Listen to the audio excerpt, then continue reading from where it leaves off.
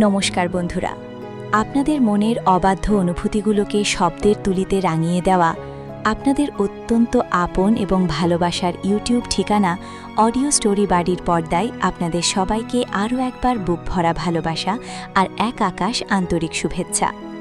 বিগত পর্বে আমরা দেখেছি সম্পর্কের এক অদ্ভুত টানাপোড়েন আর নির্মম বাস্তবতার মুখোমুখি দাঁড়িয়ে ঋষিরাজ আর তনু।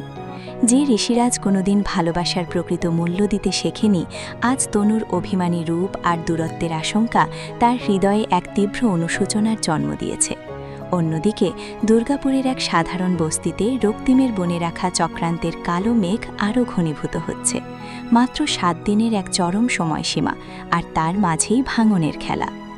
আজকের এই বিশেষ 15 নম্বর পর্বে এসে আমাদের এই ধারাবাহিক উপন্যাস এক নতুন এবং চরম নাটকীয় সমীকরণের মুখোমুখি। অভিমানের দেয়াল ভেঙে ঋষি কি পারবে তনুর মনের বিশ্বাসকে আবারও ফিরিয়ে আনতে, নাকি রক্তিমের তৈরি করা সেই নোংরা চক্রান্তের জাল তনু আর ঋষির এই ভালোবাসার গল্পে চিরদিনের মতো লিখে দেবে অন্য কোনো ট্র্যাজেডি? মনের কোণে জমে থাকা হাজারো প্রশ্নের উত্তর খুঁজতে এক বুক আবেগ আর টানটান উত্তেজনা নিয়ে চলুন সরাসরি প্রবেশ করা যাক আজকের মূল গল্পে। অভিক তোকে ফোন ভাঙার জন্য শাস্তি দেওয়ার কথা বলে। তুয়া মুখ নিচু করে জিজ্ঞেস করে, শাস্তি? কি শাস্তি? বলুন, কি শাস্তি দিতে চান? অভিক সবাইকে অবাক করে দিয়ে বলে, তুমি রান্না করতে পারো? কি বলছি, তুমি রান্না করতে পারো? চোখে কম দেখার সঙ্গে কানুন কি কম শোনো নাকি? ও ও রান্না? হ্যাঁ, প্রথমে বুঝিনি। হ্যাঁ হ্যাঁ, পারি। মনে হয়েছিল পারো, তবে সেটা খাওয়ার যোগ্য তো? তো ব্যাপারটা গায়ে নিয়ে নেয়, বলে, দেখুন আমি যথেষ্ট ভালো রান্না করতে পারি। এভাবে কেন বলছেন আপনি? বলছি কারণ আমি আজ 15 দিন ধরে হোটেল রেস্টুরেন্টে খাবার খাচ্ছি। খেতে খেতে না মুখ পচে গেছে। আমি আবার একটু ঘরে রান্না খেতে চাই। তাই তুমি আমাকে কাল বাঙালি রান্না করে খাওয়াবে। আর হ্যাঁ, নিজের হাতে রান্না করবে। খুব সাধারণ খাবার, মাছের ঝোল, ভাত। ও হ্যাঁ, একটু বিউলির ডালও রান্না করবে, কেমন? তুয়া ওনার দিকে অবাক চোখে তাকিয়ে থাকে। মনে মনে ভাবে, এত বড় রকস্টার এইসব খাবার খেতে চাইছে, এর কি মাথার সমস্যা আছে নাকি? অভিক তুয়ার সামনে তুড়ি মেরে বলে, কি ভাবছো তো? মানে আপনি সত্যি এইসব সাধারণ খাবার খেতে চান? কি আশ্চর্য মেয়ে, দেখো খাবো বলি তো বলছি। কার এগুলো রান্না করে দুপুরবেলা আমার হোটেলে নিয়ে আসবে, ঠিক আছে? তোমার ফোন নাম্বার দাও, আমি তোমাকে ফোন করে নেব। বিশ্বাস নেই না হলে আবার পালিয়ে যাবে। যা দুরন্ত মেয়ে। অভিক নিজের পকেট থেকে আরেকটা ফোন বের করে তুয়ার ফোন নাম্বারটা নিয়ে ওর ফোনে ফোন করে। তারপর বলে, এটা আমার নাম্বার, সেভ করে রাখো। কাল হোটেলে গিয়ে আমাকে ফোন করবে। আমি তোমার খাবারের অপেক্ষা করবো কিন্তু, ওকে? আমার ভাবতে অবাক লাগছে, আপনি এত বড় রকস্টার, আপনি কিনা আমার মতো একজন বস্তির মেয়ের হাতে রান্না খাবেন? হ্যাঁ, কারণ এটা তোমার শাস্তি। তুমি শুধু রান্না করে নিয়ে এসো, খাবো কিনা সেটা পরের কথা। এই বলেও চলে যায়। আর অভিক ফোনে ফুলওয়ালি বলে তুয়ার নাম্বারটা সেভ করে নেয়। তুয়া ওর ফোনে অভিকের নাম্বারটা রক বাজ বলে সেভ করে। তুয়া হাঁটতে হাঁটতে ভাবে, কি অদ্ভুত মানুষ রে বাবা, আমাকে দিয়ে রান্না করাবে। আমি জানি খাবে তো না, শুধু শুধু ওকে খাটাবে। আমি সব বড় লোকদের খুব ভালো করে জানি, উনি আমাদের মতন বস্তির বাড়ির রান্না খাবেনই না, হয়তো গার্ডদের দিয়ে দেবে। এদের গার্ডরাও তো অনেক বড় লোক হয় শুনেছি, তারাও হয়তো আবার খাবে না, হয়তো ফেলে দেবে। দেখ, ভুল যখন করেছি তখন শাস্তি তো পেতেই হবে। হ্যাঁ, রান্না করে নিয়ে যাবো, খন খেলে খাবে, না খালে না খাবে। এইসব ভাবতে ভাবতে তুয়া সাইকেল নিয়ে বাড়ি চলে যায়। বাড়িতে গিয়ে মাকে সব কথা বলে। উমা দেবী বলে, এই তো খুব ভালো কথা রে, এত বড় মানুষ তোর হাতে রান্না খেতে চেয়েছে, তাহলে তো ভালো করে রান্না করে দিতে হবে। তোমাকে না মা, রান্না আমাকে করতে হবে। ঠিক আছে ঠিক আছে, অত বড় গায়ক যখন খেতে চেয়েছে তখন ভালো কিছু রান্না করে দিস না ভাই। না, বেশি কিছু করবো না, কারণ আমার মনে হয় না উনি এইসব খাবেন বলে, কারণ উনি তো শুধু আমাকে খাটাতেই চাইছেন। আর তারপর দেখবে আমার সামনেই সেই খাবারটা উনি ফেলে দেবেন। উফ, তুই না সত্যি বাবা, আগে থেকে এই সমস্ত কেন ভাবছিস? খেতেও তো পারে। এখন এই সমস্ত ছাড়, আর কালকে ভালো করে রান্না করে নিয়ে যাবি কোন। তখনই পার্থ ফোন করে তুয়াকে। ফোনটা রিসিভ করে বলে, হ্যাঁ ডাক্তারবাবু বলুন। তোমাকে কতবার বলেছি ডাক্তারবাবু না, পার্থ বলে ডাকবে। আমি তোমার হবু বর, এইভাবে ডাকলে দেখতে ভালো লাগে? দেখুন, আমিও তো লেখাপড়া জানি না, উচ্চ মাধ্যমিক পাশ করেছি। আপনি এত বড় ডাক্তার, আপনাকে নাম ধরে ডাকতে আমি পারবো না বাবা। আচ্ছা, তুমিও তো পড়াশোনা করবে। আমি তো কথা দিয়েছি বিয়ের পরে তোমাকে কলেজে ভর্তি করে দেবো। তুমি এখন বলো তো, তুমি শোয়ের ওখানে ফুল দিয়ে চলে এসেছো? হ্যাঁ, তারপর বাড়িতেই আছি। গেলে যখন শো দেখে আসতে, তোমার কাছে পাস আছে। আমি তো তোমাকে দিয়েছিলাম যে বন্ধুর সাথে ঘুরে এসো। আমি ওদের পাস দিয়ে দিয়েছি, বন্ধুরা গেছে, কিন্তু আমার আর ওসব ভালো লাগে না। ওই অভিকের গান আমার একদম ভালো লাগে না। সবাই যে এত কেন ওই অভিকের ভক্ত, আমি বাবা বুঝি না। আচ্ছা বাবা, ঠিক আছে, তাহলে এখন রাখছি। এই বলে পার্থ ফোনটা কেটে দেয়। তুয়া নিজের মতো করে কাজ করতে থাকে। এই এক হয়েছে, বারবার করে খালি বিরক্ত করে ফোন করে। কেন যে মা জোর করে বিয়েটা দিচ্ছে আমার কে জানে। তার মধ্যে এখন রান্না করো ওই রকবাজ বাবুর জন্য, আমার হয়েছে যত জ্বালা। ওদিকে তনু আর ঋষি হাসপাতালে যায়, গিয়ে দেখে অনুর জ্ঞান ফিরেছে, কথাবার্তাও বলছে। তনু অনুর কাছেই থাকে। ঋষি গিয়ে কথা বলে ডাক্তারের সঙ্গে, কথা বলে জানায় যে অনু বিপদমুক্ত। তনুর মা বাবা সবাই ইতিমধ্যে এসে পড়ে।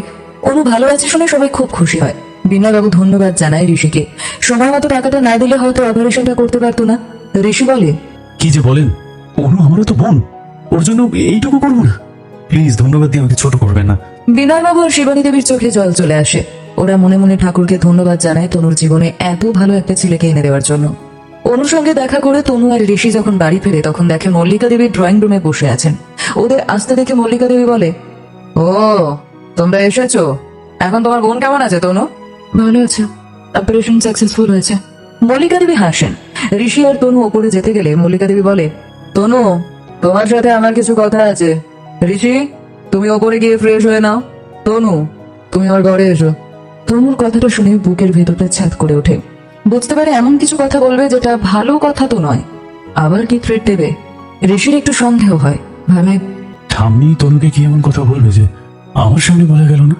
ভাবতে ভাবতে ঋষি চলে যায় নিজের রুমে। তনু যায় মল্লিকা দেবীর রুমে।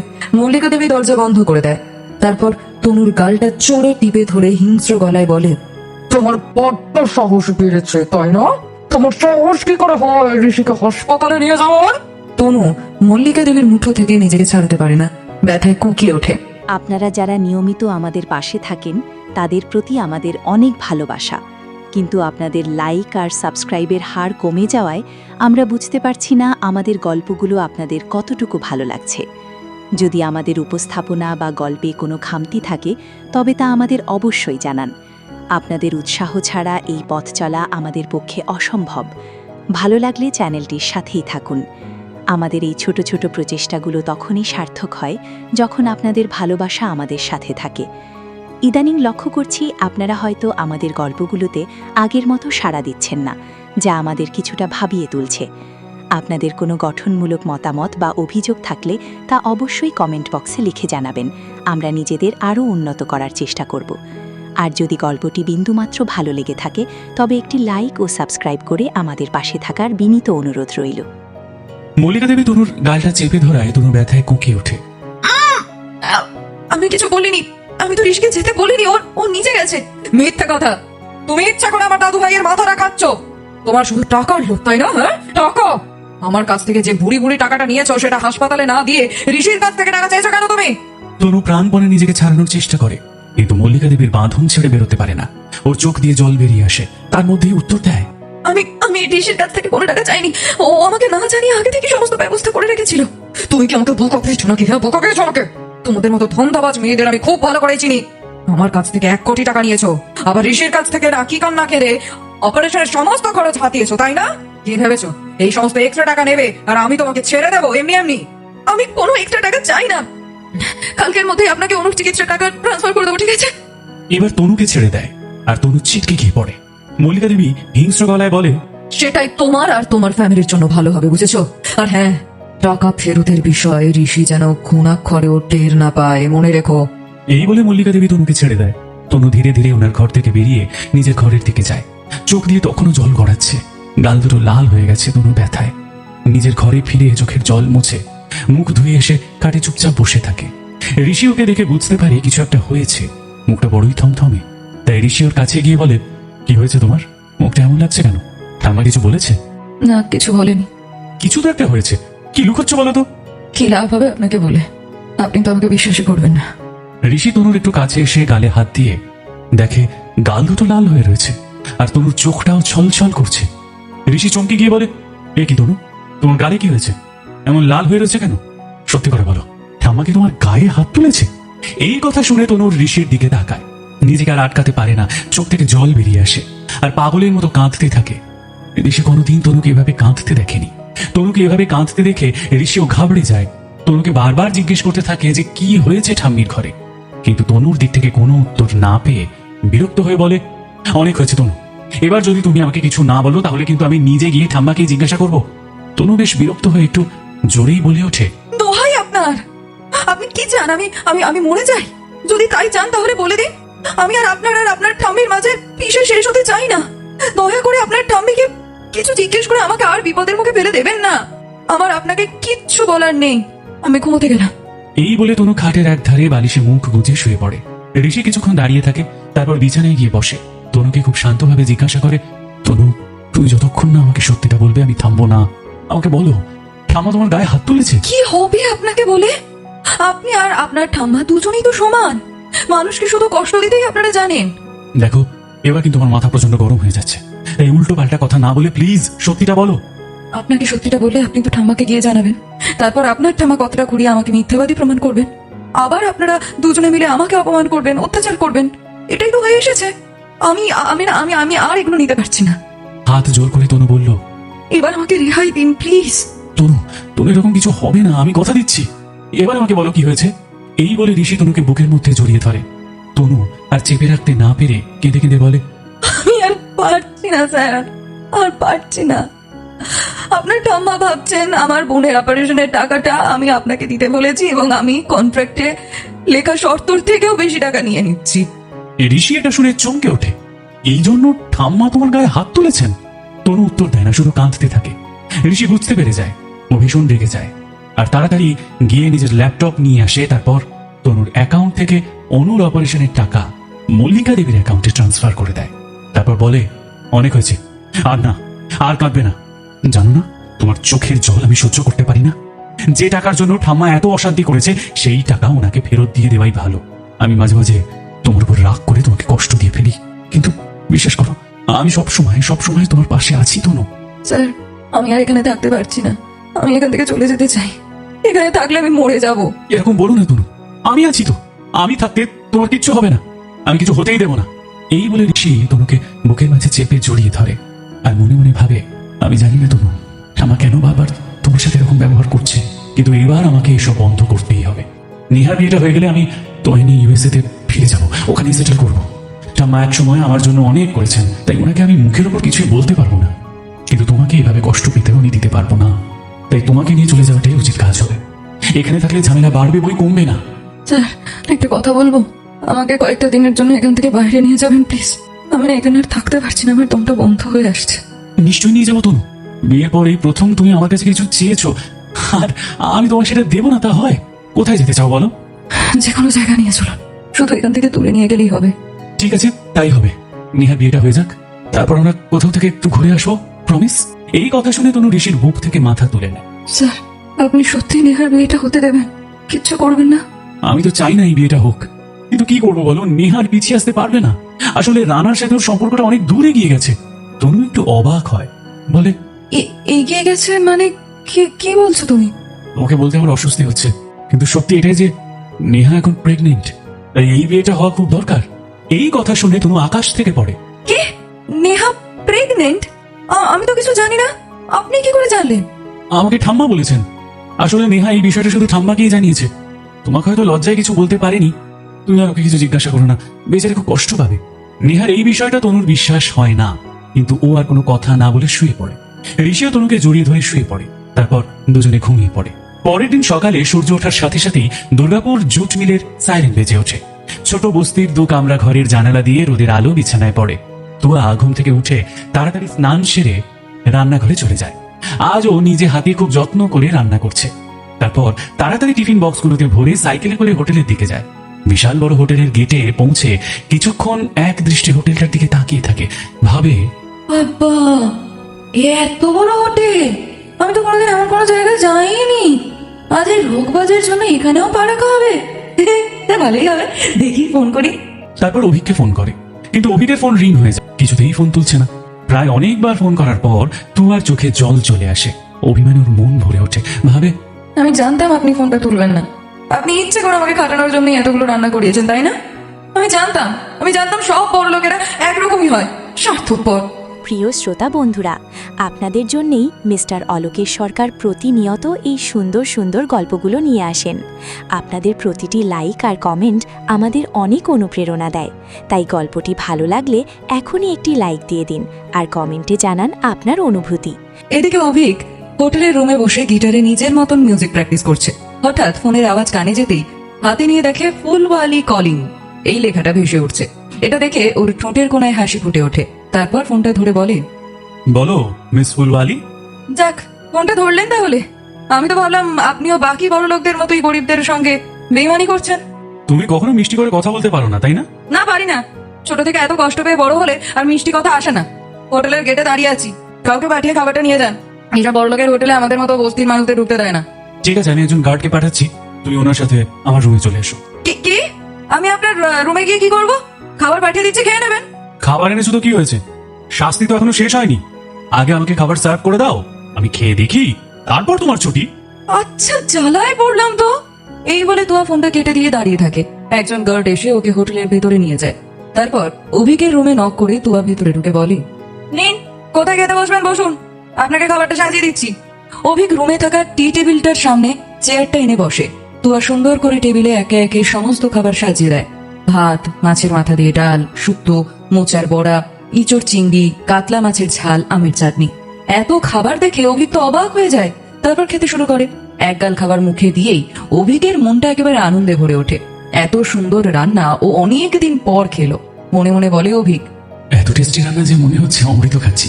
শো করতে এসে এরকম ঘরোয়া খাবার পাবো এটা তো আশাই করিনি। আমি তোকে এমনি সাহায্য করবো বলে বলেছিলাম, কিন্তু মেয়েটা যে এত ভালো বাঙালি খাবার সত্যি সত্যি বাড়ি থেকে রান্না করে আনবে এবং আমাকে খাওয়াবে, আমি এটা ভাবিনি। অভিক একটা কথাও না বলে পুরো প্লেট চেটে কুটে খেতে থাকে। তুয়া এটা দেখে অবাক হয়ে যায়। মনে মনে ভাবে, এই লোকটা তো কোনো কথাই বলছে না। আমি তো ভেবেছিলাম খাবার পছন্দই হবে না, কিন্তু এটা দেখছি সব বন্ধ করে খেয়েই যাচ্ছে। যাক বাবা, নিশ্চয়ই খাবার ভালো লেগেছে। মনে মনে এসব ভেবে তুয়া হেসে ওঠে। তারপর অভিক বলে, এইসব রান্না তুমি নিজে করেছো? আমি না, তার কে করবে শুনি? মা বললো কেউ যখন খেতে চাইছে তখন যত্ন করে রান্না কর, তাই করলাম। অভিকের খাওয়া শেষ হয়ে যেতে ও কিছু টাকা বের করে তুয়ার হাতে দিয়ে বলে, এই নাও, এই টাকাটা রাখো, এত ভালো রান্না করে আনার জন্য এটা দিলাম। আপনি আমার কাছে খেতে চেয়েছিলেন তাই রান্না করে খাওয়ালাম। আমি কোনো হোম ডেলিভারি চালাই না যে রান্নার জন্য টাকা নেব। তাছাড়া আপনি আমাদের শহরে শো করতে এসেছেন, মানে আপনি এখানকার অতিথি, আর অতিথি হলো নারায়ণ। আমরা অতিথি সেবা করে টাকা নিই না। আমি আসছি। এই বলে তুয়া টাকাগুলো টেবিলের উপর রেখে বেরিয়ে যেতে যায়। এমন সময় অভিক পিছন থেকে ডেকে বলে, আচ্ছা, রান্নার জন্য না হয় টাকা নাই দিলাম, কিন্তু সেদিন যে তোমার ফুল নষ্ট করেছিলাম তার ক্ষতিপূরণ হিসেবে সেটা ভেবে অন্তত নাও। আপনি যেমন আমার ফুল নষ্ট করেছিলেন তেমনি আমিও আপনার গাড়ির দামি কাজ ভেঙে দিয়েছিলাম, কিন্তু আমি আপনাকে তার ক্ষতিপূরণ দিতে পারবো না। তাই এই টাকাটাও আমি নিতে পারবো না। যদি আপনার এতই টাকা দিতে ইচ্ছে হয় তাহলে রাস্তার ধারে যে সমস্ত অনাথ বাচ্চারা ঘুরে বেড়ায়, যাদের এই পৃথিবীতে কেউ নেই, সামান্য দুবেলা দুমুঠো খাবারও পায় না, তাদেরকে দিয়ে দেবেন। তারা আপনাকে খুশি হয়ে অনেক ভালোবাসা দেবে। অভিক তুয়ার কথাগুলো শুনে অবাক হয়ে তাকিয়ে থাকে। ঠোঁটের কোনায় হাসি ফুটে ওঠে ওর। শুনলাম কয়েকদিন পর নাকি তোমার বিয়ে, তাই এটা আমার তরফ থেকে তোমার বিয়ের গিফট। এই বলে নিজের ব্যাগ থেকে একটা কাঠের বক্স বের করে তুয়ার হাতে দেয়। হ্যাঁ, এটা কি কি আছে এতে? তেমন দামি কিছু নয়, আমি জানি দামি কিছু দিলে তুমি নেবে না, তাই এটা দিলাম, দেখো পছন্দ হয় কিনা। তুয়া বাক্স খুলে দেখে অনেকগুলো কাঁচের চুড়ি আছে, তাও আবার ওর প্রিয় লাল হলুদ রঙের। দেখেই তুয়া খুশিতে লাফিয়ে ওঠে। তারপর বলে, এটা তো কাঁচের চুড়ি, তাও আমার প্রিয় রঙের। ভাই, আপনি কি করে জানলেন আমার কাঁচের চুড়ি পছন্দ? অভিক তুয়াকে দেখে অবাক হয়ে যায়। সামান্য কয়েকটা কাঁচের চুড়ি পেয়ে কেউ যে এতটা খুশি হতে পারে এটাও ভাবতেই পারেনি। পছন্দ হয়েছে? তাহলে পরে দেখো তোমার হাতের মাপের হয়েছে কিনা। পছন্দ মানে? খুব খুব খুব পছন্দ হয়েছে। অনেক অনেক অনেক ধন্যবাদ আমাকে এত সুন্দর একটা উপহার দেওয়ার জন্য। তারপর তুয়া চুড়িগুলো এক এক করে হাতে পড়তে থাকে। সব কটা পড়া হয়ে গেলে অভিক ওর হাতের দিকে তাকিয়ে থাকে। চুড়িগুলো একদম তুয়ার হাতের মাপে হয়েছে আর ওকে খুব সুন্দর মানাচ্ছে। এই দেখে অভিক বলে, পারফেক্ট হয়েছে তোমার হাতে। যাই হোক, আজ আমি চলে যাচ্ছি, আর কংগ্রাচুলেশনস, তোমার বিয়ে খুব ভালোভাবে হোক। কামনা করি তুমি খুব ভালো থেকো, আর তোমার রান্নার স্বাদ আমি কখনো ভুলবো না। আবারও যদি এখানে কোনোদিন আসি আমাকে রান্না করে খাইও কিন্তু। অবশ্যই খাবো। আপনি যে খাবারটা খাবেন সেটা আমি সত্যি ভাবতে পারিনি, জানেন? কি ভেবেছিলে? সেলিব্রিটি মানুষ, তাই সাধারণ মানুষের খাটনির দাম দিতে জানি না, তাই তো তোমাকে দিয়ে রান্না করিয়ে সেই খাবার ফেলে দেবো? না, আমি কখনো খাবার নষ্ট করা পছন্দ করি না। বুঝলাম। আপনাকে যতটা খারাপ ভেবেছিলাম আপনি অতটাও খারাপ নন। আপনি কি আজ রাতেই চলে যাবেন? হ্যাঁ, আজ রাতেই চলে যাবো। তোমার সাথে আর কখনোই দেখা হবে কিনা জানি না, তবে যদি কখনো কোনো বিপদে পড়ো এই নাম্বারে আমাকে একবার ফোন করো। এটা আমার পার্সোনাল নাম্বার। আমি আমার সাধ্যমতো চেষ্টা করবো পাশে থাকার। এই কথা শুনে তুয়া হেসে বলে, বেশ, মাথায় রাখবো। এখন আমি আসি, অনেক দেরি হয়ে গেছে। আচ্ছা, একটা কথা না জিজ্ঞেস করে থাকতে পারলাম না, তুমি কখনো আমার গান শোনোনি? মানে আমার ফ্যানও নও, তাই তো? হ্যাঁ, সত্যি বলতে আপনার গান শুনেছি ঠিকই, কিন্তু আপনার ভক্ত নই। এখন আসি, বলে তাড়াতাড়ি তুয়া টিফিন বক্স গুছিয়ে চলে গেলে অভিক মনে মনে বলে, মেয়েটা ভারী অদ্ভুত। যেখানে সব মেয়েরা আমার একটা অটোগ্রাফের জন্য পাগল হয়ে যায়, সেখানে এই মেয়েটা অটোগ্রাফ তো দূরের কথা, ও যে আমার ফ্যানও নয়, সেটা আমার সামনে এসে অবলীলায় বলে চলে গেল। ভেবে নিজের মনেই হাসে তুয়ার কথাগুলো। দেখতে দেখতে 7টা দিন কেটে যায়। আজ নেহার বিয়ে। সকালে দধিমঙ্গল হয়ে যেতে নেহা নিজের ঘরে চুপ করে বসে থাকে। আজকাল নেহা কারোর সাথে খুব একটা কথা বলে না। তনুর নামে ঋষিকে মিথ্যে বলার পর থেকে লজ্জায় তনুর দিকে তাকায়ও না। তনু অনেকবার কথা বলার চেষ্টা করেছে, কিন্তু নেহা বারবার এড়িয়ে গেছে। গায়ে হলুদের হলুদ হয়ে গেলে কয়েকজন আত্মীয় এসে নেহাকে নিয়ে যায়। রানার বাড়ি থেকে গায়ে হলুদের তত্ত্ব চলে এসেছে। সবার প্রথম তনুই হলুদের বাটি হাতে নেহার কাছে এগিয়ে যায়। তারপর নেহার গালে হলুদ লাগিয়ে দেয়। এই হলুদের রং যেন তোর জীবনকে রাঙিয়ে দেয়, জীবনের সব অন্ধকার যেন মুছে যায়, তোর ভালোবাসার মানুষ যেন তোর প্রেমে বাধা পড়ে, কখনো তোর চোখে যেন জল না আসে। তাহলে তোর চেয়ে আমি বেশি কষ্ট পাবো নেহা। নেহা আর চেপে না থাকতে পেরে তনুকে সবার সামনেই জড়িয়ে ধরে কেঁদে ফেলে। তারপর বলে, আমাকে ক্ষমা করে দিস তনু, আমি তোকে। নেহার কথা কেটে তনু বলে, এখন সব বাদ দে, আজকের দিনে চোখে জল আনিস না, সবাই দেখছে। তারপর একে একে সবাই নেহার গালে হলুদ লাগায়। তারপর সমস্ত নিয়ম কানুন শেষ হতে নেহা ঘরে চলে যায়। কিছুক্ষণ পরে ওকে সাজাতে লোক আসে। এদিকে তনু দুপুরের খাবার খেয়ে নিজের ঘরে এসে দেখে ঋষি চুপ করে বসে আছে। ওকে এভাবে বসে থাকতে দেখে তনু বলে, কি হয়েছে আপনার, এভাবে বসে আছেন কেন? আমি এই বিয়েটা কিছুতেই মেনে নিতে পারছি না তনু, কিন্তু আমার কিছুই করার নেই। সে তো আমিও মেনে নিতে পারছি না, কিন্তু কি করব বলুন? বাড়ির সম্মানের কথা ভেবে আমাদেরকে মেনে নিতেই হবে কথাটা। তুই ঠিকই বলেছ। আচ্ছা, কাল তো অনুকে হসপিটাল থেকে ডিসচার্জ করবে, তুমি যাবে তো? কাল তো নেহা শ্বশুর বাড়ি যাবে, তাই আমাদের এখানে থাকা উচিত। অনুকে বরং মা আর বাবা ডিসচার্জ করিয়ে নেবে, আমি আর যাবো না। না, প্রথম থেকে তুমি সমস্ত দায়িত্ব নিয়েছো, তাই জন্য কালকেও তুমি যাবে। তাছাড়া বেশিক্ষণের তো কাজ নয়, আমি তোমাকে সকালে নিয়ে যাব, তাড়াতাড়ি ফিরে আসবো। তনু এই কথা শুনে ঘাড় নেড়ে সম্মতি জানিয়ে শুয়ে পড়ে। সারাদিনের ক্লান্তিতে ও আর চোখ খুলে রাখতে পারে না, ঘুমিয়ে পড়ে। বেশ কিছুক্ষণ পর হঠাৎ সানাইয়ের আওয়াজে তনুর ঘুমটা ভেঙে যায়। ও ধরপড় করে উঠে দেখে বিকেল 5টা বেজে গেছে। ঋষি পাশেই বসে কাজ করছে দেখে বলে, এ কি 5টা বেজে গেছে, তবু আপনি আমাকে ডাকেননি? সারাদিন এত দৌড়াদৌড়ির পর একটু ঘুমিয়েছো, তাই ইচ্ছে করে আর ডাকিনি। তনু তাড়াহুড়ো করে ফ্রেশ হতে যায়। ওয়াশরুম থেকে বেরিয়ে দেখে ঋষি বিছানার উপর বিয়ে বাড়িতে পরার নতুন শাড়ি আর বেশ কিছু গয়না বার করে রেখেছে। তনু শাড়ি গয়নার দিকে তাকিয়ে আছে দেখে ঋষি বলে, এইগুলো পরে নাও। তোমাকে এতবার করে বলা সত্ত্বেও নিজের হাতে একটাও গয়না বার করলে না। সারাদিন এই পাতলা চেনটা পরিয়ে ঘুরে বেড়াচ্ছ, তাই নিজে পছন্দ করে তোমার জন্য শাড়ি আর গয়না বার করে দিয়েছি, তাড়াতাড়ি রেডি হয়ে নাও। তনু দেখে খুব খুশি হয়, কিন্তু মুখে কিছু বলে না। শাড়ির ভাঁজ খুলে পরতে শুরু করে। তারপর কুচি করার সময় ঋষিকে বলে, একটু কুচিটা ধরে দেবেন? ঋষি মুচকি হেসে তনুর শাড়ির কুচি ঠিক করে দেয়। তারপর নিজের হাতে করে ওকে গয়না পরিয়ে দিতে গিয়ে দুজনে অনেকটা কাছাকাছি চলে আসে। তনু ঋষির দিকে ঘুরে দাঁড়ায়, দুজনে আরো কাছাকাছি চলে আসে। ঋষি এগিয়ে যায় তনুর ঠোঁটের দিকে, দুজনের ঠোঁট দুজনের ঠোঁটে ডুবে যায়। তনু জড়িয়ে ধরে ঋষিকে, ধীরে ধীরে বিছানার দিকে এগোয় ওরা। এই প্রথম ওরা একে অপরের শরীর স্পর্শ করে। প্রিয় শ্রোতা বন্ধুরা, আপনাদের জন্যেই মিস্টার অলোকেশ সরকার প্রতিনিয়ত এই সুন্দর সুন্দর গল্পগুলো নিয়ে আসেন। আপনাদের প্রতিটি লাইক আর কমেন্ট আমাদের অনেক অনুপ্রেরণা দেয়। তাই গল্পটি ভালো লাগলে এখনই একটি লাইক দিয়ে দিন আর কমেন্টে জানান আপনার অনুভূতি। তনুর পরে থাকা ব্লাউজের ফিতে খোলে ঋষি। ঋষির হাতের ছোঁয়া তনুর ঘাড়ে লাগায়, ওর সারা শরীরে যেন শিহরণ খেলে যায়। তনু চোখ বন্ধ করে নেয়। ঋষি ধীরে ধীরে ওর ঘাড় নিজের ঠোঁটে ছোঁয়ায়। তনু ওর দিকে ঘোরে আর দুজনের ঠোঁট মিলিয়ে যায় একসঙ্গে। তারপর ঋষি ওকে বিছানায় শোয়ায়। তনুর শরীরের মিষ্টি গন্ধে ঋষি যেন পাগল হয়ে ওঠে। ঘাড়ে নিজের মুখটা গুজে দেয় আর তনুও আঁকড়ে ধরে ঋষিকে। চোখ বন্ধ করে নিজের স্বামীর ছোঁয়াকে অনুভব করে সে। এই প্রথম ওরা এক হয়, ওদের শরীর মন সব মিলেমিশে এক হয়ে যায়। তারপর তনু শাড়ির আঁচল ঠিক করে উঠে চলে যেতে গেলে ঋষি আবার ওকে টেনে ধরে। তনু এবার বলে, তোমার বোনের বিয়ে ভুলে গেছো? চলো, বরপক্ষ যে চলে আসবে। তবুও ঋষি তনুকে নিজের বুকের কাছে টেনে নেয়। এই প্রথম তোমাকে এত কাছ থেকে পেয়েছি আমি, যেন এক নতুন জন্ম পেলাম তনু। তনু লজ্জা পায়, একটু হেসে ওর বাঁধন ছাড়িয়ে চলে যায়। নেহার সন্ধ্যাবেলায় গোধূলি লগ্নে বিয়ে, তাই বরপক্ষ তাড়াতাড়ি চলে এসেছে। ঠাকুরমশাইও সময় মতো নেহা আর রানাকে বিয়ের পিঁড়িতে বসিয়ে দিয়েছে, মন্ত্র পড়া শুরু করে দিয়েছেন। তারপর মালাবদল, কন্যাদান আর সপ্তপদী হয়ে সিঁদুর দান হয়। সিঁদুর দানের পর লজ্জাবস্ত্র দিয়ে মুখ ঢেকে দেয় নেহার। নেহার চোখের কোনায় জল দেখা যায়।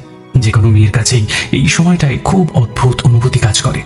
নতুন জীবন শুরু করার আনন্দও থাকে, আবার নিজের মানুষদের ছেড়ে চলে যাওয়ার দুঃখ তার মনকে নাড়া দিয়ে যায়। ঠাকুরমশাই বলেন, আজ থেকে তোমরা স্বামী স্ত্রী হলে, এবার থেকে সারা জীবন একে অপরের সুখে দুঃখে থাকতে হবে, কিন্তু মনে রেখো দুটিতে সুন্দরভাবে হাত ধরে থেকো, কেমন? রানা একবার নেহার দিকে তাকায়। নেহার চোখে কোণ দিয়ে জল গড়িয়ে পড়ছে। রানা সিঁদুর পরা নেহার দিকে মুগ্ধ হয়ে তাকিয়ে থাকে। নেহার এই মুখটা দেখে একটা অদ্ভুত নেশা লেগে যায়। তনু আর ঋষির নিজেদের বিয়ের কথা মনে পড়ে যায়। ঋষি এসে তনুর পাশে দাঁড়ায়, ওর দিকে তাকায়। দুজনেই বোঝে যে ওদের মনেও এখন সানাইয়ের সুর বাজছে। নেহার বিয়ে শেষ হলে সবাই খাওয়ার জায়গায় যায়। বিয়েতে তৃণাও এসেছে। নেহাকে গিয়ে গিফট দেয়, তারপর খেতে বসে পড়ে। ওদিকে নেহা খেতে বসেও খেতে পারে না, কিন্তু রানা ওকে ছেড়েই খেতে বসে যায়। নেহার মনে অনেক কিছু চলতে থাকে, শুধু ভাবে বিয়েটা তো হয়ে গেল, কিন্তু রানা তো আমার ব্যাপারে কেয়ারই করে না। ও কি আমার সঙ্গে আদৌ ভালো থাকবে, নাকি শুধু কষ্টই দেবে? এসব ভাবতে ভাবতে খেতে বসে পড়ে ও। ওদিকে তনুর খেতে ইচ্ছে না করলেও ঋষি ওকে জোর করে খেতে বসায়, বলে একটু হলেও তোমায় খেতে হবে, না খেলে তোমার কিন্তু আবার মাথা ব্যথা করবে। প্লিজ, আমার সত্যি ইচ্ছে করছে না একদম। একদম কথা নয়, এখানে চুপ করে বসো, আমি খাবার নিয়ে আসি। তনু মুখ বন্ধ করে চুপ করে বসে যায়। ঋষি খাবার আনতে গেলে নেহা তনুকে দেখে মুচকি হাসে। আমার দাদা ভাইয়ের মতো এত কেয়ারিং হাজবেন্ড পাবি না রে। দাদা ভাই কিন্তু তোকে খুব ভালোবাসে। যে দাদা ভাই বিয়ে ভালোবাসাতে একদমই বিশ্বাস করে না, সেই দাদা ভাই এখন তোকে চোখে হারায়। ও একটু রাগী বদমেজাজি, কিন্তু দাদা ভাই ওয়ান ওম্যান ম্যান। দাদা ভাই কিন্তু তুই ছাড়া অন্য কোনো মেয়ের দিকে চোখ তুলেও তাকায় না। অন্য ছেলেদের মতো পয়সা আছে বলে মেয়েদের পেছনে ওড়ায়ও না, আর মেয়েদের নিয়ে হোটেলেও যায় না। পাশে বসা রানা এটা বোঝে যে এই কথাগুলো নেহা ওকেই শুনিয়ে বলছে, আর সেটা তনু খুব ভালো করেই বলছে। তাই মুচকি হেসে তনু বলে, হ্যাঁ, এটা কিন্তু ঠিক বলেছিস। তোর দাদা ভাই আমাকে চোখে হারায়, কেয়ারও করে।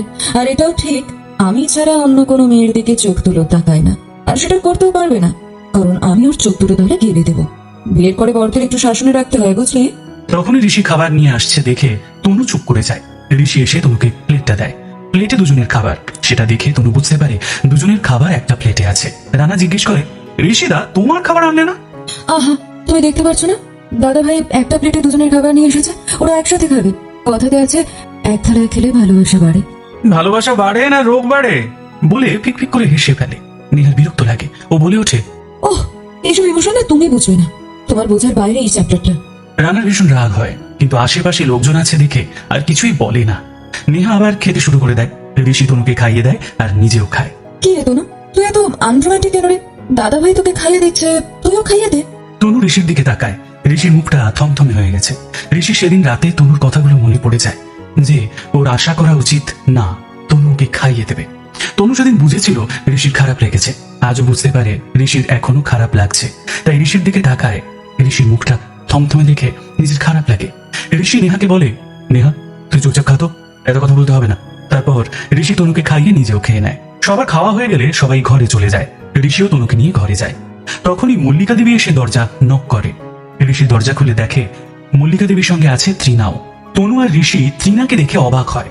ঋষি রেগে তৃণাকে বলে, তুমি আবার এখানে এসেছো? তোমাকে আমি অফিস থেকে তাড়িয়ে দিয়েছিলাম। আমি ওকে ডেকেছি, কিছু কথা আছে তোমাদের সঙ্গে। তবে তার আগে বলি, তনু, তোমাকে অনুষ্ঠানে পড়ার জন্য যে গয়নাগুলো দিয়েছিলাম সেগুলো তো আমাকে ফেরত দিলে না। আমার ভয় লাগে বাবা, এত গরিব ঘরের মেয়ে, এত দামি দামি গয়না তো আর কোনোদিনও চোখে রাখোনি, লোভে পড়ে যেতেই পারো। তনু কিছু বলতে পারে না, ওর খুব সম্মানই লাগে। ও গয়নাগুলো আলমারি থেকে আনার আগেই ঋষি কিছু না বলে লকার থেকে দুটো গলার হারের সেট এনে আমার হাতে তুলে দেয়। এই নাও, এইগুলো তুমি ওকে পড়তে দিয়েছিলে, তনু রেখে দিয়েছিল তোমায় ফেরত দেবে বলে, ও নিয়ে নিত না। মল্লিকা দেবী হাত পেতে গয়নাগুলো নেন, তারপর মুখটা একটু অদ্ভুত করে বলেন, যাক বাবা, অন্তত চুরি চামারির স্বভাবটা নেই, এই ভালো। তনুকে এরকম বলছে শুনে ওর বেশ আনন্দ হয়েছে। ঋষি বিরক্ত হয়ে জিজ্ঞাসা করে, কি বলবে বলো? মল্লিকা দেবী তৃণার হাত ধরে ঋষির হাত দেয়, বলে, আমি কালই তোদের আংটি বদল করাবো, আর বিয়েটা তোমার আর তনুর ডিভোর্স হয়ে গেলেই হয়ে যাবে। ঠাকুর মশাইয়ের সঙ্গে কথাও আমি বলেছি, এই দিনটা শুভ দিন। তৃণার হাতে ঋষির হাতটা দেখে তনু যেন ছিটকে ওঠে, ও যেন সহ্য করতে পারে না। ঋষিও অবাক হয়ে যায়, হাতটা এক ঝটকায় সরিয়ে নিয়ে বলে, কি বলছো এসব ঠামি? মল্লিকা দেবী বলেন, ওমা, এত অবাক হচ্ছিস কেন ঋষি? আমাদের তো এমনই কথা ছিল। দেখ, তনু তো আমাদের বংশধর দিতে পারবে না, তাহলে ওকে এভাবে আমাদের বাড়িতে এমনি এমনি রেখে দেওয়ার তো কোনো মানেই হয় না, তাই না? তার চেয়ে যে দিতে পারবে তাকে বাড়িতে নিয়ে আসি, কি তাই তো তৃণা? তৃণা লজ্জা পেয়ে হাসে। ঋষির তৃণাকে দেখে আরো যেন মাথাটা গরম হয়ে যায়। রেগে ঠাম্মিকে বলে, আমি কাউকে বিয়ে ফিয়ে করবো না, তনু আমার স্ত্রী আর আমি সেটা মানি। আর কে বলেছে যে ও মা হতে পারবে না? আমি খোঁজ নিয়েছিলাম দাদু ভাই, ওর যে রোগটা আছে সেটাই বাচ্চা হতে অসুবিধা হয়, তাই আমি তুমি ভুল জানো, তুমি সম্পূর্ণ ভুল জানো। তনু অনেকদিন আগে অপারেশন করিয়ে নিয়েছে। এই যে তার রিপোর্ট। বলে ড্রয়ার থেকে রিপোর্ট বের করে মল্লিকা দেবীর সামনে ধরে। তনু অবাক হয়ে যায়, ভাবে আমি তো ওনাকে আমার অপারেশনের ব্যাপারে কিছু বলিনি, তবে উনি কিভাবে জানলেন এই বিষয়টা? ঋষি তারপর বলে, তনু একবার হসপিটালে ভর্তি হয়েছিল, তখনই আমি ডাক্তারের থেকে খবর নিয়ে জেনেছিলাম যে তনু একদম ফিট, ও মা হতে পারবে। ঠাম্মি, আমি চাই তুমি এক্ষুনি ত্রিনাকে নিয়ে এখান থেকে চলে যাও। ত্রিনা কত খারাপ মানুষ তুমি জানো? তনুকে ফাঁসানোর জন্য আমাদের অফিসে একটা ইম্পর্টেন্ট প্রজেক্টের ফাইল চুরি করেছিল, তারপর হাতে নাতে ধরে ওকে বের করে দিই আমি। ত্রিনার মাথা হিট হয়ে যায়। মল্লিকা দেবীও মন দিয়ে রিপোর্টটা দেখতে থাকে আর ভাবে, আমার চালিয়ে এত বড় ভুল হলো, এত বড় ভুল ইনফরমেশন নিয়ে আমি খেলাটা খেলতে এলাম না। তনু এবারেও তুমি বেঁচে গেলে, তোমায় তো বাড়ি থেকে বের করতে পারলাম না, তবে এই খেলা সবে শুরু হয়েছে। আর এই খেলায় জিতবে এই মল্লিকা মুখার্জি। ঋষি মল্লিকা দেবীকে বলে, এখনো তুমি আমাকে ত্রিনার সঙ্গে বিয়ে করতে জোর করবে? মল্লিকা দেবী মুখে হাসি ফিরিয়ে আনেন। সে হাসি অমায়িক, দেখে কেউ বুঝবেও না যে ওনার মনে কি কি কথা চলছে। সোজা চলে যান তনুর কাছে, ওর মাথায় হাত দেন। তনু যেন একটু চমকে ওঠে, কারণ এই হাতটাই কাল ওর গালটা এত শক্ত করে ধরেছিল যে এখনো ব্যথা আছে। মল্লিকা দেবী ওর গালে হাত দিয়ে বলে, ক্ষমা করে দে মা, আমার অনেক বড় ভুল হয়ে গেছে, প্লিজ ক্ষমা করো তনু আমায়। বলে চোখে জল এনে ওর হাতটা চেপে ধরে। তনু ভীষণই অস্বস্তিতে পড়েছে। ও বলে, না না, ঠিক আছে, আমি কিছু মাইন্ড করিনি। মল্লিকা দেবী ঋষির থেকেও ক্ষমা চেয়ে ট্রিনার দিকে কড়াভাবে তাকিয়ে ওকে নিয়ে চলে যায়। ঋষি ভাবে তনুর হয়ে কথা বলার জন্য তনু খুশি হয়েছে, কিন্তু তনু বলে ওঠে, আপনি জেনে গিয়েছিলেন যে আমি বাচ্চা দিতে পারবো, সেই জন্য কাল আমার এত কাছে এলেন, তাই না? ছি! তারপর তনু দৌড়ে বাইরে চলে যায় আর কাঁদতে থাকে। প্রিয় শ্রোতা বন্ধুরা, আপনাদের জন্যেই মিস্টার অলোকেশ সরকার প্রতিনিয়ত এই সুন্দর সুন্দর গল্পগুলো নিয়ে আসেন। আপনাদের প্রতিটি লাইক আর কমেন্ট আমাদের অনেক অনুপ্রেরণা দেয়। তাই গল্পটি ভালো লাগলে এখনই একটি লাইক দিয়ে দিন আর কমেন্টে জানান আপনার অনুভূতি। সবাই বাড়ি চলে যাওয়ার পর নেহা রানাকে নিয়ে নিজের ঘরে ঢোকে। রানা দরজা লক করার সঙ্গে সঙ্গে নেহাকে টেনে দেওয়ালের সঙ্গে চেপে ধরে হেসে বলে, কি বলেছিলে তখন তুমি? তুমি আর তনু মিলে আমাকে টোন কাটছিলে, তাই না? নেহা ভয় পেয়ে যায়, নিজেকে ছাড়ানোর চেষ্টা করে, কিন্তু পারে না। রানা বলতে থাকে, তুমি কি ভাবো আমি কিছুই বুঝি না? খুব শোনাচ্ছিলে, তাই না, যে আমি মেয়েদের পিছনে টাকা খরচ করি? বেশ করি, আমি নিজের ইনকামের টাকা যেখানে ইচ্ছে খরচ করতে পারি, তাতে তোমার কি? আমাকে অপমান করা, তাই না? দাদা বৌদিকে খুব কেয়ার সম্মান করে, তাই তো? ইনডাইরেক্টলি বলতে চাইছো যে আমি তোমায় কেয়ার করি না, সম্মান করি না? সবার সামনে এসব বলার সাহস কিভাবে হয় তোমার? এবার নেহা রানাকে ধাক্কা মেরে সরিয়ে দিয়ে বলে, যাও, যেটা সত্যি সেটাই বলেছে। সম্মান এমনি পাওয়া যায় না, সেটা পেতে গেলে ওটা অর্জন করতে হয়। আমি তোমাকে ভালোবাসি ঠিকই, কিন্তু আমি তোমাকে না সম্মান করি আর না শ্রদ্ধা করি। তোমার মধ্যে এমন কিছুই নেই যার জন্য তোমাকে আমি সম্মান বা শ্রদ্ধা করবো বা করা যাবে। এই বলে নেহা ওয়াশরুমে চলে যায়। রানা আগে ফুঁসে উঠে টেবিল থেকে জিনিসপত্র সমস্ত কিছু ফেলে দেয়, বেডে বসে পড়ে। নেহা কিছুক্ষণ পরে চেঞ্জ করে আসার পর রানা বলে, বিয়ে করেছি বলে তোমাকে খুব খুব উঠছো, তাই না? বেশি উড়ে লাভ নেই, এবার মাটিতে নেমে আসো। আর এটা ভুলেও ভেবো না তোমাকে বিয়ে করেছি বলে নিজের লাইফস্টাইল পাল্টে তোমার সাথে ওই সংসার খেলা খেলবো। বাবার প্রজেক্ট শেষ হলেই আমাদের ডিভোর্স হয়ে যাবে। তোমার এই স্ত্রী ন্যাকামি না আমি সারা জীবন সহ্য করতে পারবো না। ডিভোর্সের কথাটা শুনে নেহার বুকটা মোচড় দিয়ে উঠলো, চোখটা ছলছল করে উঠলো। মনে মনে ভাবে, আজ আমাদের বিয়ে হলো আর আজ ও ডিভোর্সের কথা বলছে। নিজের কষ্টটা চাপা রেখে ও বলে, আমি জানি রানা, তোমার কাছে বিয়ে তো একটা খেলা, যখন তখন করা যায়, আবার যখন তখন ভাঙাও যায়। এই বলে চুপ করে শুয়ে পড়ে। রানাও অন্যদিকে মুখ করে শুয়ে পড়ে। দুজনের মধ্যে কোনো কথা নেই। 1 ঘন্টা কেটে যায়, কিন্তু কেউ ঘুমোতে পারে না। নেহা ঘুরে রানার দিকে তাকায়, রানাও ওর দিকে তাকায়। নেহা রানার বুকের উপর মাথা রাখে। রানা কিচ্ছু বলে না। আচ্ছা রানা, আমরা কি আজ থেকে আমাদের জীবনটা নতুন করে শুরু করতে পারি না? তুমি আমার জন্য নিজেকে একটুও পাল্টাতে পারবে না? না না, আমি কারোর জন্য নিজেকে বদলাবো না। আর এই কথা আমি তোমায় বিয়ের আগেই বলেছিলাম। এই বারবার এই কথাটা আমাকে বলবে না। বিয়ে করেছি মানে সবকিছু ছেড়ে তোমার আঁচলে বেঁধে থাকবো, তেমন ছেলে আমি নই। আমি আমার জীবন নিয়ে হ্যাপি। এই বিবাহিত জীবনে আমি বেঁধে পড়তে চাই না। নেহা ওর বুকের উপর থেকে মাথাটা সরিয়ে বলে, ভবিষ্যতের কথা বলা যায় না রানা, তুমি পাল্টেও তো যেতে পারো, কিন্তু তখন হয়তো সেটা দেখার জন্য আমি থাকবো না। জানো তো, আমি শুধু ভাবি, আমি এই বাড়ির মেয়ে না হয়ে যদি কোনো সাধারণ ঘরে জন্মাতাম তাহলে খুব ভালো হতো। জানো, সুখে থাকার জন্য এত টাকা পয়সা, নাম ডাক এসবের কোনো কিছুরই দরকার পড়তো না। আমি খুব সাধারণ ভাবে বাঁচাটা না খুব পছন্দ করি। বেশ এমন একজনের সঙ্গে বিয়ে হতো আমার, যার টাকা না থাকলেও মন থাকতো। আমাকে যত্ন করে আদরে ভরিয়ে রাখতো, মনে সুখ থাকতো। কিন্তু সেই স্বপ্নটা আর কোনোদিনও পূরণ হবে বলে মনে হয় না। এইসব ইমোশনাল কথা বলে এটা ভেবো না আমি নিজেকে পাল্টানোর চেষ্টা করবো। তুমি আমার জীবনে থাকো কি না থাকো আমার কিচ্ছু যায় আসে না। আর আমার কাছে এই বিয়েটা একটা জাস্ট লোক দেখানো অনুষ্ঠান ছাড়া কিচ্ছু না। বলতে পারো এটা একটা ডিল। তাই এসব কথা বলে লাভ নেই। এই কথাগুলো শুনে নেহা খুব কষ্ট পায়, তাই বলে, সরি রানা, কখনো তোমাকে আমি আর আমার মনের কথা বলবো না। নেহা অন্যদিকে ঘুরে শুয়ে পড়ে। রানাও নিজের মতো করে ঘুমিয়ে পড়ে। নেহার সারা রাত ঘুম হয় না, শুধু রানার কথাগুলো ওর কানে বাজতে থাকে আর চোখ বেয়ে জল গড়িয়ে পড়তে থাকে। পরের দিন সকালে তনু আগে ঘুম থেকে উঠে রেডি হয়ে নেয়। একটু পরেই নেহাকে নিয়ে রানা ওদের বাড়ি চলে যাবে। কাল থেকে তনু ঋষির সঙ্গে কথা বলছে না। কাল ঠাম্মিকে ঋষি তনুর রিপোর্ট দেখিয়েছে, যাতে প্রমাণ হয় যে তনু বাচ্চা দিতে পারবে। তার আগের দিনে ঋষি তনু প্রথমবার কাছাকাছি আসে। তনু ভাবে ঋষি এই রিপোর্টের কথা জানার পরে ওর কাছে এসেছিল যাতে ও তাড়াতাড়ি এই বাড়ির বংশধর দিয়ে দিতে পারে। কিন্তু ঋষির মনে তো এসব কিছুই ছিল না। ঋষিরও অভিমান হয়েছে। সে তনুর জন্য ওর ঠাম্মির মুখে মুখে কথা বললো, তাও তনু রাগ দেখাচ্ছে ওকে। তাই ঋষি তনুর সঙ্গে কথা বলতে চেয়েও কথা বলতে পারেনি। তনু ঋষিকে ঘুমিয়ে থাকতে দেখে মনে মনে ভাবে, তুমি যে আমার সঙ্গে এত বড় বেইমানি করবে সেটা আমি বুঝিনি ঋষি। তুই এত স্বার্থপর, শেষে বংশধরের জন্য তুমি এভাবে আমার কাছে এলে। তুমি আর তোমার এই ঠাম্মি আসলে একই রকমের মানুষ, দুজনেই খুব স্বার্থপর। না তনু, তোকে আরো শক্ত হতে হবে, গলে গেলে চলবে না। তোকে মল্লিকা মুখার্জির সাথে লড়তে হবে, ভয় পেলে সমস্ত প্ল্যান ভুল হয়ে যাবে। এইসব ভাবতে ভাবতে নিচে যায়। এদিকে রানা ঘুম থেকে উঠে ফ্রেশ হয়ে এসে নেহাকে ডাকবে বলে বেডের পাশে বসে। নেহার ঘুমন্ত মুখের দিকে তাকিয়ে থমকে যায়, ডাকতে পারে না। নেহার সিঁথি ভর্তি রয়েছে সিঁদুরে। নেহার সৌন্দর্য যেন শতগুণ বাড়িয়ে দিয়েছে। ওকে দেখে মনে মনে বলে ওঠে রানা, এই মেয়েটার থেকে আমি কখনো নিজেকে দূরে রাখতে পারি না। যতটা চেষ্টা করি দূরে থাকার, ততই মেয়েটার কাছাকাছি চলে আসি। আর এখন তো ওই আমার স্ত্রী, এখন থেকে আমার ঘরেই থাকবে। এর সাথে আমার সবকিছু শেয়ার করতে হবে। নেহা কোনোদিনই আমার টাইপের ছিল না। কেন যে ডেট করলাম কে জানে। ধীরে ধীরে ওই আমাকে ভালোবাসতে শুরু করে। তখনই আমার মাথাটা গেল বিগড়ে। রোজ দেখা করা করে মাথা খেয়ে নিত। কত প্রশ্ন থাকতো সব সময়, কেন এই মেয়ের সঙ্গে যাচ্ছি, কেন দেখা করছি।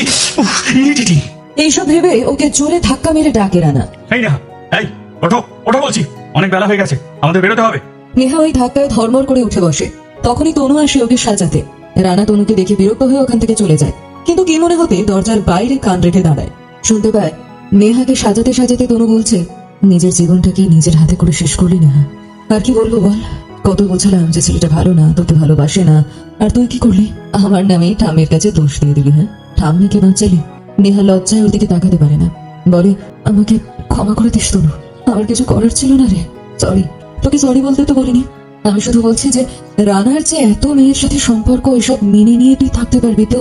শোন নেহা, আমি জানি তোদের মধ্যে কি কথা হয়েছে, কিন্তু আমরা মেয়েরা না সমস্ত কিছুর ভাগ দিতে পারি, কিন্তু নিজের স্বামীর ভাগ কাউকে দিতে পারি না। স্বামীর যদি টাকা পয়সা না থাকে, চরিত্রবান হয়, তাহলে হাসি মুখে তার সাথে সারা জীবনটা কাটিয়ে দেওয়া যায়। বিয়ের সম্পর্কে সব থেকে জরুরি একে অপরের প্রতি বিশ্বাস। সেটা না থাকা মানে সম্পর্কে খাত আছে। তুই তো কখনো ওকে ছাড়া কারোর কথা ভাববি না, আর ও তোকে ছাড়া সবার কথা ভাবে। আমি ওই ছেলের ওপর একটু বিশ্বাস করি না নেহা, আর আমি জানি তুইও বিশ্বাস করিস না। আমি জানি ও তোকে ভালো রাখার চেষ্টা কখনো করবে না, কখনো তোর কথা ভাববেই না, তোর কখনো খেয়াল রাখবে না, তোর মনের কথা বোঝার চেষ্টা করবে না। তাই তোকেই কিন্তু নিজের খেয়ালটা রাখতে হবে। নিজের খেয়াল রাখবে আর খাওয়া দাওয়া ঠিক করে করবে, ঠিক আছে? ভালো থাকিস রে নেহা। নেহা অদ্ভুত ভাবে একটা শুকনো হাসি হাসে, বলে, ঠিক বলেছিস, আজ থেকে আমার একার লড়াই শুরু হবে। আমি অন্য একটা বাড়িতে যাচ্ছি যেখানে কেউ আমার আপন না। যার হাত ধরে যাচ্ছে সে আমার সব থেকে বেশি পর। তাই নিজের খেয়াল নিজেকে রাখতে হবে। আমার কাউকে দরকার নেই। আমার নিজের বাবা যখন আমার জীবন নষ্ট হওয়ার থেকে বাঁচাতে পারেনি, তখন আমার আর কারোর উপর কোনো ভরসা নেই। হ্যাঁ শোন, আরেকটা কথা, রানা যদি কখনো তোর উপরে কোনো রকমের অত্যাচার করে, তাহলে কিন্তু তুই সোজা এসে আগে আমাকে জানাবি। হ্যাঁ? রানা আর ভেতরে ঢুকে না ওদের কথা শুনে, নিচে চলে যায়। তখনই ঋষি নেহার সাথে কথা বলতে এসে তনুর একটা কথা শুনে অবাক হয়ে যায়। তনু নেহাকে জিজ্ঞেস করে, আচ্ছা একটা সত্যি কথা বলতো, তুই কি প্রেগনেন্ট? ঋষি দরজার সামনে দাঁড়িয়ে পড়ে তনুর প্রশ্ন শুনে ও অবাক হয়ে যায়। তনু আবার নেহাকে বলে, সত্যি বলবি আমাকে, দেখ লুকাবি না কিছু, সত্যি করে বল, তুই কি প্রেগনেন্ট? নেহা চমকে ওঠে। হোয়াট? তোর কি মাথা খারাপ হয়ে গেছে? কি বলছিস তুই জানিস আমি প্রেগনেন্ট? মানে এই কথা তোকে কে বললো? তোর দাদা বলেছে, কারণ ঠাম্মা তোর দাদাভাইকে বলেছে যে তুই প্রেগনেন্ট, আর তাই তুই এই বিয়েটা করতে চাস। তুই ভুল জানিস, আমার আর রানার মধ্যে এমন কোনো সম্পর্ক হয়নি যে আমি প্রেগনেন্ট হব। ওই মহিলা আমার জীবনটাকে একেবারে শেষ করে দিল। তুই জানিস আমি দাদাভাইকে যদি তোর নামে মিথ্যে না কথা বলতাম, তাহলে আমার মার সাথে উনি যে কি করতেন এটা আমি ভাবতেও পারছি না।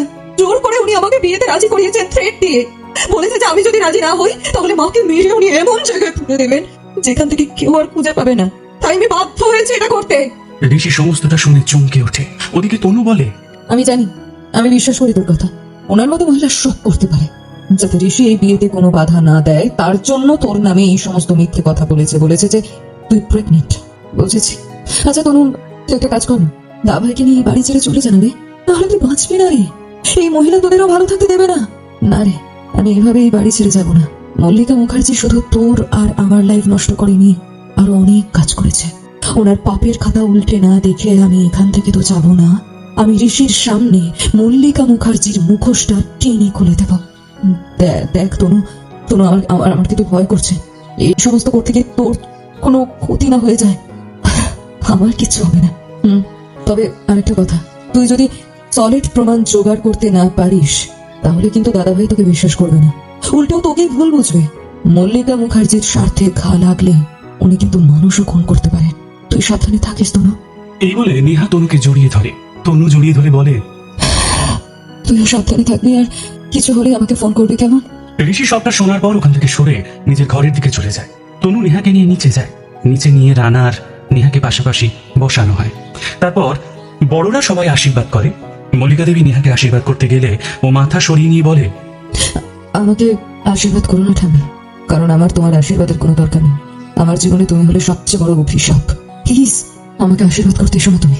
মল্লিকা দেবী রেগে যায়। উনি বলে ওঠেন, সেটা কেমন ধরনের কথা নেহা? তুমি ভুলে যাচ্ছ তুমি মুখার্জি বাড়ির মেয়ে, তাই এই ধরনের কথা কিন্তু তোমার মুখে মানায় না। আর শ্বশুর বাড়িতে গিয়ে নিজের এমন ব্যবহার দেখিয়ে আমাদের সম্মান তুমি নষ্ট করতে চাইছো, তাই না? একদম করো না বলছি। ওখানে কিন্তু ভদ্রভাবে থেকো। নেহা আর কোনো কথা বলে না। সবাই আশীর্বাদ করে, কিন্তু ঋষিকে না দেখে বলে, এই তনু, দাদাভাই কোথায় রে? তনু ঋষিকে চারপাশে দেখে। তারপর বলে, এখানে নেই, রুমে আছে বোধহয়। আমি ডেকে আনছি। এই বলে তনু চলে যায় ওপরে। এদিকে নেহার ঘর থেকে এসে ঋষি কেমন থম মেরে বসে থাকে। ভাবে, এগুলো আমি কি শুনলাম? নেহা প্রেগনেন্ট নয়, শুধুমাত্র ওর বিয়ে দেওয়ার জন্য ঠাম্মি এত বড় মিথ্যে বললো। তার জন্য আমি তনুকে ভুল বুঝলাম। ওর সঙ্গে অশান্তি হলো। ঠাম্মি কি চায় কি? কেন আমাদের মধ্যে এত অশান্তি তৈরি করছে ঠাম্মি? এতে ঠাম্মির কি লাভ? ঋষি বুঝতে পারে না হচ্ছেটা কি। এমন সময় তনু এসে ওকে ডেকে নিচে নিয়ে যায়। নিচে গিয়ে নেহাকে আশীর্বাদ করে। ওর হাতে দুটো ফাইল দিয়ে দেয়। এটা তোর দাদার তরফ থেকে তার ছোট বোনের জন্য একটা ছোট্ট গিফট, কিন্তু এটা তোর বিয়ের জন্য না, এটা তোর ভবিষ্যৎ সিকিউর করার জন্য।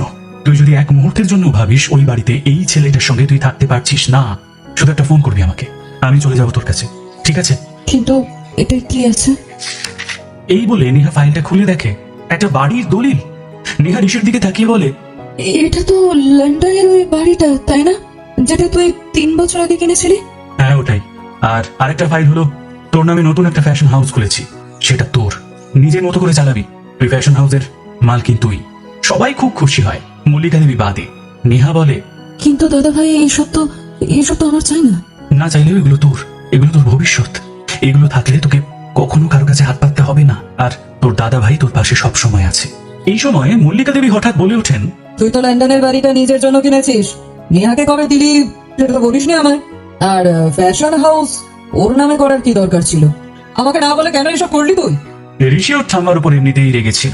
ও বলে ওঠে, দেখো ঠাম্মা, আমি তোমাকে সম্মান করি, সেই কারণেই এইসব একসময় ঠিকই জানাতাম, কিন্তু আমার নিজের সিদ্ধান্ত বলেও তো কিছু থাকতে পারে। আর এটা আমার আর আমার বোনের মধ্যেকার ব্যাপার, সেখানে কথা বলার অধিকার আমি কাউকে দিইনি, তাই এখানে কথা বলো না। আমি লন্ডনের বাড়ি 3 বছর আগে ওর নামে লিখে দিয়েছিলাম, কিন্তু কখনো বলিনি। ওর জন্য আমি আরো অনেক কিছুই করে রেখেছি যেটা আমি এখনো কাউকে বলিনি।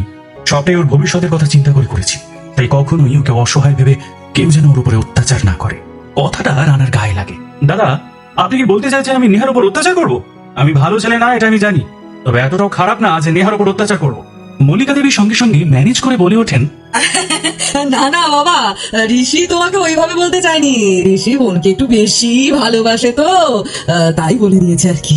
আমি কি মিন করেছি সেটা না হয় রহস্যই থাক। তবে রানা, একটা কথা বলে দিচ্ছি, আমার বোনের চোখে জল যেন না আসে, তাহলে কিন্তু আমি কাউকে ছাড়বো না। রানা কিছু বলে না, চুপ করে যায়। ঋষিও আর কিছু বলে না। নেহা ওর মাকে জড়িয়ে ধরে কাঁদতে থাকে। তারপর বাবাকে জেঠুকে ধরেও কেঁদে ফেলে। তারপর তনুকে আর ঋষিকেও জড়িয়ে ধরে। তারপর শ্বশুর বাড়ির উদ্দেশ্যে রওনা দেয়। বাড়িটা যেন ফাঁকা হয়ে যায়। বাড়ির মেয়ে চলে গেলে হয়তো এমনটাই খা খা করে। বাড়িটার দিকে তাকিয়ে বীণা দেবীর বুকটা মুচড়ে ওঠে। তিনি চোখের জল লুকিয়ে ঘরে চলে যান, সঙ্গে বাকিরাও। ঋষি তনুকে বলে, তনু ঘরে চলো, তৈরি হও, আমাদের ওই বাড়ি যেতে হবে। তখনই ঋষির সামনে ঠাম্মা এসে বলে, ঋষি, তুমি আবার এখন কোথায় যাবে? তনুর বাড়িতে, ওর বোনকে দেখতে। তারপর আমার একটা মিটিং আছে, সেটা সেরে ফ্ল্যাটে যাবো। বেশ, কিন্তু একটা প্রশ্ন ছিল, তুই যে নেহাকে এত কিছু দিবি সেটা বললি না কেন? আর ও এখন অন্য বাড়ির বউ, ও এখন পর হয়ে গেছে, তাহলে ওকে এখন এত কিছু দেওয়ার মানেটা কি? মানেটা হলো রক্তের সম্পর্ক। নেহা আমার বোন, বিয়ে হলেও সেই সম্পর্ক কখনো শেষ হবে না। আর একটা কথা, নেহাকে আমি যা দিয়েছি সেটা আমার নিজস্ব। মুখার্জি পরিবারের কোনো প্রপার্টিতে আমি হাত দিইনি, আর ওকে দিয়েছি ভালোবেসে। আমি চাই না এগুলো তুমি ওর কাছ থেকে ভয়ে দেখিয়ে নিয়ে নাও। মল্লিকা দেবী অবাক হওয়ার ভান করেন, বলেন, তুই তুই এসব কি বলছিস? আমি ওর কাছ থেকে ভয় দেখিয়ে মানে কেন কেন সব নিয়ে নেবো? আমি তোর ঠাম্মা, ও তো আমার নাতনি। ঋষির মুখে অনেক কিছু চলে আসে, প্রায় বলেও ফেলে, কিন্তু নিজেকে সামলে নেয়। আর কিছু না বলে তনুকে নিয়ে উপরে চলে যায়। তনু নিজে আজ অবাক হয়ে ঋষির কথা শুনে ভাবে, কি ব্যাপার, আজ ঋষি হঠাৎ ওর ঠাম্মার মুখের উপরে কথা শোনালো? কিছু কি তবে হয়েছে? ভাবতে ভাবতে রুমে গিয়ে তনু বলে, আজ যে সূর্য কোন দিকে উঠেছে? মল্লিকা মুখার্জির প্রিয় নাতি তার মুখের উপরে কথা বলছে, আজ কি হলো হঠাৎ? ঠাম্মার সাথে এমনভাবে কথা বললে? বলছি, তুমি উল্টো পাল্টা কিছু খেয়ে নাওনি তো? ঋষি তনুর দিকে রেগে তাকিয়ে থাকে। শাট আপ তনু। ওমা, এত রাগ করছো কেন? মানে আমি তো কথাটা এমনি বলছি, ঠাম্মাকে কথা শুনিয়ে আবার এখন রাগটা তুমি আমার উপরে দেখাচ্ছ কেন? আমার না তোমার সাথে ঝগড়া করার কোনো ইচ্ছে নেই। এখন রেডি হও, ওই বাড়ি যাবো বলে ঋষি চলে যায় ওয়াশরুমে। তনু আর কিছু বলে না, ও একটু অবাকই হয়, ভাবে, ঋষির কেমন হলো যে ঠাম্মাকে কথা শোনালো? কোনোদিন তো ওকে এভাবে কিছু বলতে দেখিনি। গল্পের এই মোড় আর ঋষিরাজের ভেতরের এই আকুলতা আগামী দিনে তনু আর তার সম্পর্ককে কোন ঠিকানায় নিয়ে দাঁড়াবে তা জানতে হলে আপনাদের চোখ রাখতেই হবে আমাদের পরবর্তী পর্বে। তবে গল্প কিন্তু এখনই শেষ নয়। আজকের এই 15 নম্বর পর্বটি শুনে আপনাদের মনের অনুভূতি ঠিক কেমন হলো? তনু আর ঋষির এই পরিস্থিতি আপনাদের হৃদয়কে কতটা ছুঁয়ে গেল তা নিজে কমেন্ট বক্সে লিখে জানাতে কিন্তু একদম ভুলবেন না। আপনাদের এক একটি সুন্দর মন্তব্য আমার রাতের সমস্ত ক্লান্তি দূর করে দেয়, আর পরবর্তী পর্বটিকে আরও নিখুঁত ও সুন্দর করে তোলার এক অন্যরকম তাগিদ যোগায়। যদি আজকের পর্বটি আপনাদের ভালো লেগে থাকে তবে গল্পে একটি লাইক দিয়ে দিন। আপনাদের একটি ছোট্ট লাইক আমাদের এই অডিও স্টোরি বাড়ি পরিবারকে আরও অনেক নতুন মানুষের কাছে পৌঁছে দিতে সাহায্য করে। আর যারা আজ আমাদের চ্যানেলে একদম নতুন এসেছেন কিংবা নিয়মিত গল্প শুনছেন অথচ কোনো কারণে এখনও সাবস্ক্রাইব করা হয়নি, তাদের কাছে মিস্টার অলোকেশ সরকারের বিনীত অনুরোধ, এখনই আপনাদের ভালোবাসার এই চ্যানেলটি সাবস্ক্রাইব করে পাশে থাকা বেল আইকনটি অল করে রাখুন, যাতে আগামী 16 নম্বর পর্বটি সবার আগে উপভোগ করতে পারেন। চাইলে গল্পটি আপনার সেই সব বন্ধুদের সাথেও শেয়ার করতে পারেন যারা এমন মন ছুঁয়ে যাওয়া বাংলা অডিও স্টোরি শুনতে ভালোবাসেন। আজকের মতো আপনাদের কাছ থেকে বিদায় নেওয়ার সময় হয়ে এলো। পুরো গল্প জুড়ে আপনাদের একাকিত্বের সঙ্গী হিসাবে, আপনাদের অনুভূতির প্রিয় বন্ধু হিসাবে আমি ছিলাম এবং আপনাদের মিস্টার অলোকেশ সরকার। ততক্ষণ পর্যন্ত সবাই অনেক ভালো থাকুন, সুস্থ থাকুন, নিজের খেয়াল রাখুন আর শুনতে থাকুন আপনাদের মনের একান্ত ঠিকানা অডিও স্টোরি বাড়ি। ধন্যবাদ।